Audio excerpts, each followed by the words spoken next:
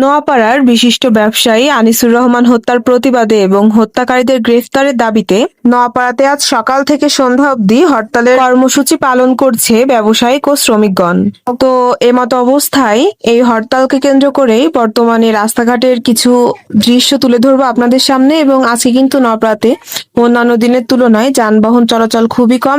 নোয়াপাড়ার রাস্তাঘাটে আজ কিন্তু কোনো বড় পরিসরের যানবাহন দেখা যাচ্ছে না এবং প্রত্যেকটা দোকানের শাটার কিন্তু বন্ধ।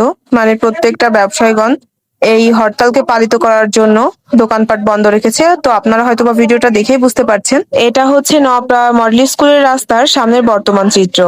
নোয়াপাড়ার সার কয়লা ও ব্যবসায়িক সমিতির সম্মানিত উপদেষ্টা ও বিশিষ্ট ব্যবসায়ী আনিসের হত্যাকারীকে এখনো অবধি ধরা হয়নি।